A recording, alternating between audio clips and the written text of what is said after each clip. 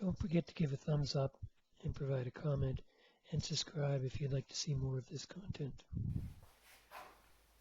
So my next project is going to be a Burl. Someone gave this to me, a friend of mine. I'm going to call this video Firewood bowl. Found this in his pile of firewood, recognized it as a Burl, and thought I may be interested in it. Not really sure what kind of wood it is, but I think it's going to be interesting. I think, at first I thought it might be cedar because it seemed a little softer, but now I'm not sure whether that was just some soft wood I was feeling. So I'm not 100% sure of what it is. But I think what I'm going to do is, obviously this part here has been cut into, this part's a little rotted. I got a kind of a chunk out of the side here. So I think what I'm going to do is take my chainsaw, cut that off, at least get it down, get a better idea of what I'm working with. And this here will probably become the bottom, but I'll have to play with it a little bit and see what I've got. I think it's going to be interesting. If you look closely here, you'll see there's some spalding in it, which is always nice. That's those black lines that are running through it. So I don't know if you can see that. And you can see from the outside, I may even try and turn it with a live edge. If I keep this as my bottom and this as the top of the bowl, I might be able to keep some of that bark. So we'll see. But that's always kind of the fun of it when you get a piece of wood like this, is start cutting it up and see what you've got to work with.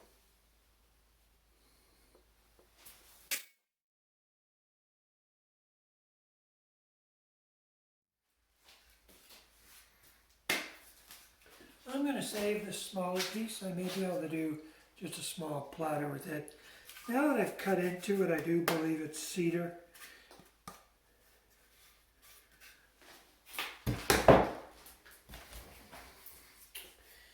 So again, now that I've got it like this, I think this will be my bottom. This will be the top, and I'll try and maintain some of this bark as a live edge.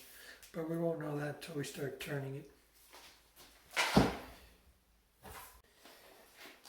It's a little too thick for my bandsaw, and I want to try and maintain as much of it as I can.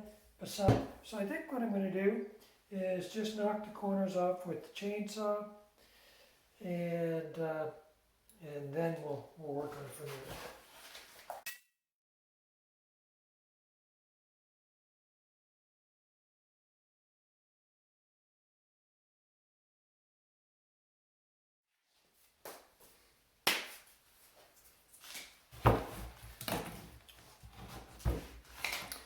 Okay, now I've got it cut.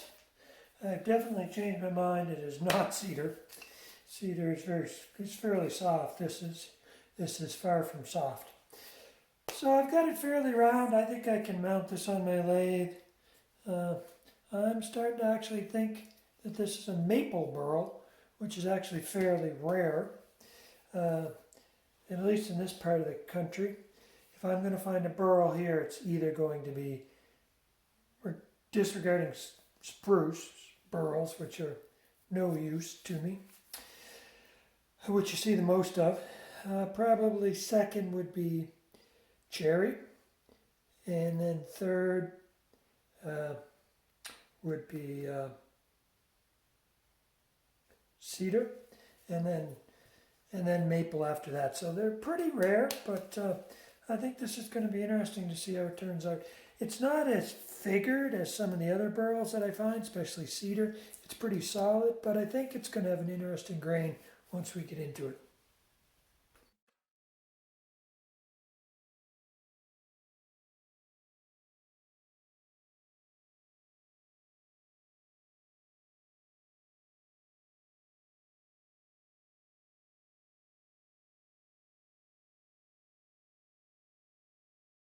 There's a little piece missing out of here, but if this is going to be the bottom of my bowl, that'll come out anyways. And yeah, I'm going to start cutting my tin in here, and we'll start shaping the bottom of the bowl, and then we'll flip it over and see what we've got to deal with.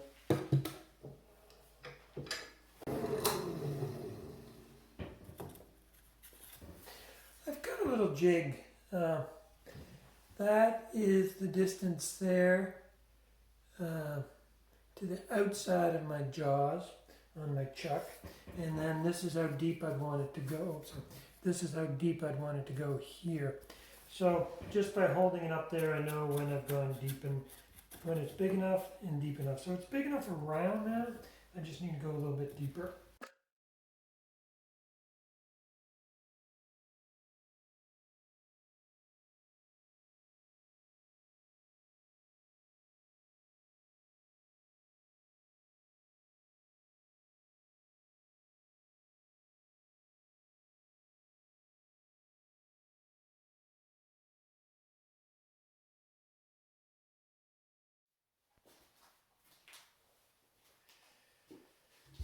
So I mounted the bowl the other way in my chuck. The bottom is in the chuck. I am going to have some live edge here, which is good. You'll notice here, if you can see them, I've got a few holes in the top. This is a maple burl, and with a burl, a lot of times the grains are going all different directions. And it is maple, and it's very, very hard. So I actually broke off 3 screws. So these holes here, I had to drill them out. Hitting a screw with your lathe turning tool is not good for the tool. So I did cut those out. So I'm ready to start hollowing the inside out. I got a pretty good finish on the outside of the bowl. There might be a little tiny bit of grain tear out there, but I think I'm going to try and sand that a little bit because I think that'll come out.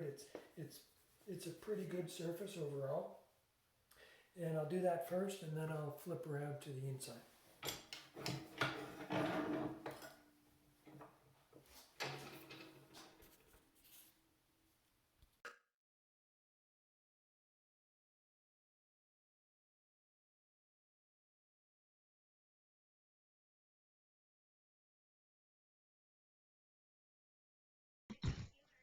Oh, no.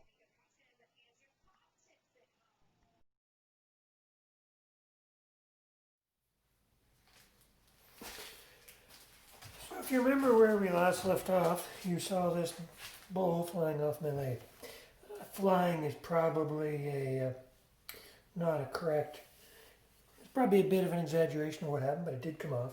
The reason it came off is, number one, it's very dense wood, very hard with the burl. A lot of times with the burl too, the grain tends to be going in all different directions, so it makes it difficult to cut.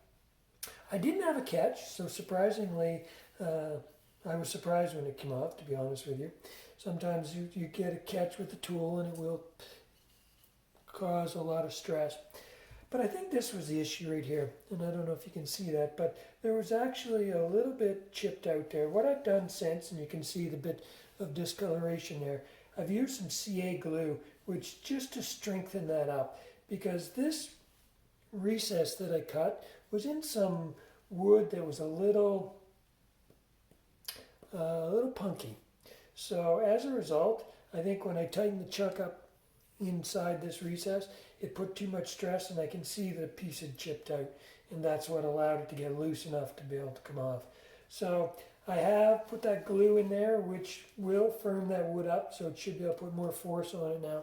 I'll keep it a little bit tighter, and I'll keep my tailstock up against it until I get a lot more weight taken off of it. As you take weight off, then obviously it's a centrifugal force thing. As you remove weight, then the chances of something like that happening go down significantly.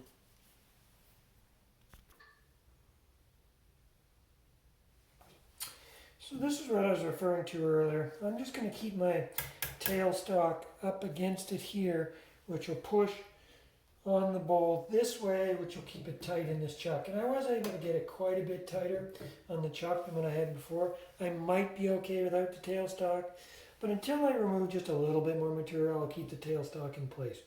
Obviously, it's in my way of getting deep into the bowl, but I can get quite a bit out even with this in place, and again, reduce that mass.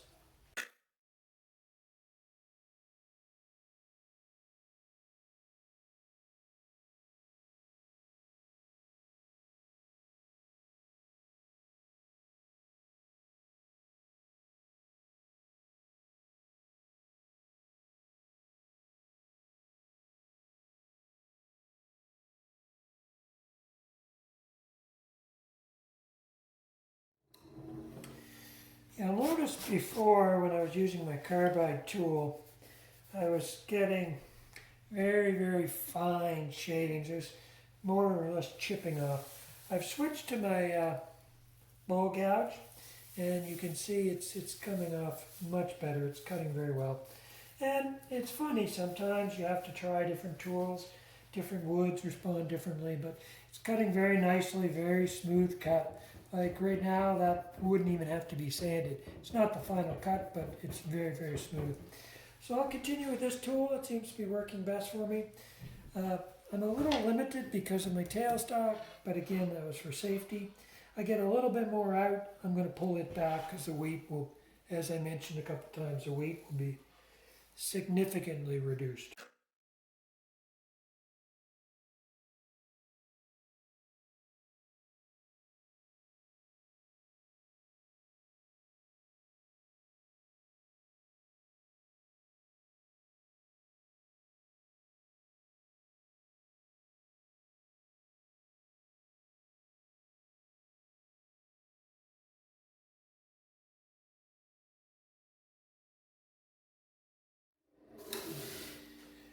There, I'm to the bottom of the bowl. So I know watching this video, you're not seeing it.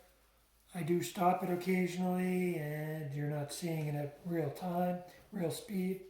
But I was about 20 minutes taking this from a full bowl to hollowed out. Now I've still got to thin it out quite a bit, so I've got some more work to do.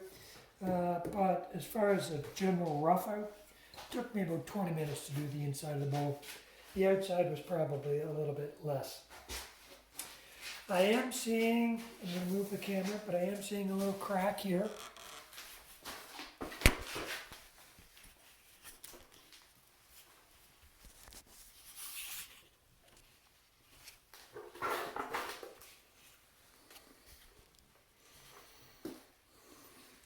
I am seeing a little crack here.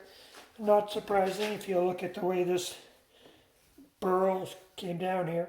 There is a bit of a crack here. So what I'm going to do with that, before I go too much further, is put some glue in it, which again will help hold it together so that as I get thin, that doesn't spread or crack any worse. This line here that you see, this black line, is actually not a crack. It looks like it might be, but that's actually a bit of spalding, which is just a fancy word for rot. But it's solid. It's not soft by any means, but it's just like veins in the tree that will tend to rot, and they create those dark black lines. I really like it. Really sets the wood off. You don't often see it in maple. A lot more common in birch, but you do occasionally see it, and obviously there's a little bit there. This is turning out to be a very pretty piece of wood. You've got some lights, some darks. There's some waviness to the maple here. The Burl effect with the spalding. It's a very pretty bowl. Don't see any bird's eye in it, but there is some wavy maple in it. It's a very nice bowl. Hopefully you can see it, but as I was sanding, I was trying to, saw some stripes here, and I thought they were maybe where I put some glue on it earlier, that there was just some of that there. But then I started noticing it's all through it. And hopefully you can see it there in the camera, but there's some definite striping here. Goes by different names, but often it's referred to as tiger striping. And you can see it, even though the grain is going this way in the majority of the pattern, you'll see a stripe coming through the wood. It's really beautiful, and I'm sure once I put the finish on it, it'll really bring that out. But for a piece of wood that was destined for the fire, it's turning out to be a beautiful piece of wood. I'm sure there's a life story there somewhere. It didn't look like much, but it's certainly turning out to be quite beautiful.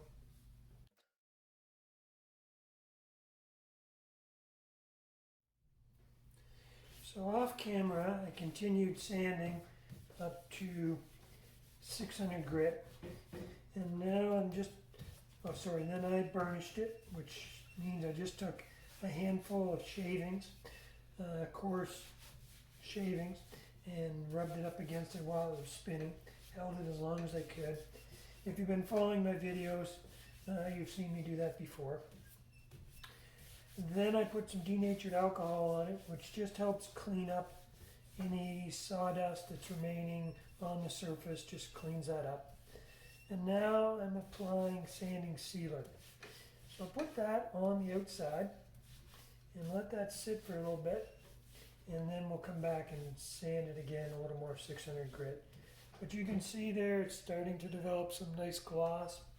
I'm very pleased with the general surface on the outside, and then once I finish the outside, I'll switch and do a final sanding on the inside as well. It's pretty well to shape there, just needs a little bit more, a little more sanding, just a little thinner walls, but generally it's the shape that I want. On the live edge, you can just try and get as much finish on it as you can. Of course, it's rough with the live edge, but so it's you can't sand it, obviously, but just kind of pat the finish in and try and get the best surface you can. It also will help keeping the bark in place after you're all done as well. You don't want anything falling off. I pick anything off that's really loose, like there's some here, just some hairs sticking out, I'll pick those off, but still maintain the bark. You can see some bark here, it's very beautiful. Got a nice grain pattern to it. All right, I'll let that sit for a few minutes and then I'll give that a final sanding. And then that'll pretty well be it for the outside.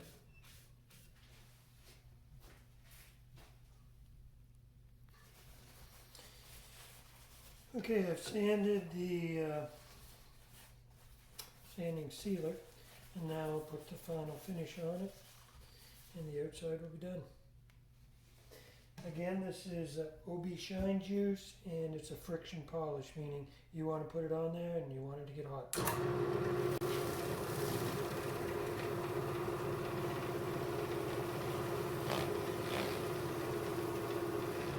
And she's getting hot.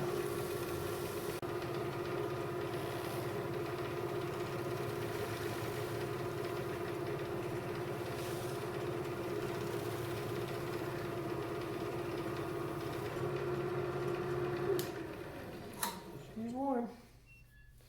There we go. That's I believe that's 5. You can really see beautiful shine, beautiful color to it. We will give that a minute just to make sure it's dry so we don't get any sawdust in it, but then we'll switch over to the inside.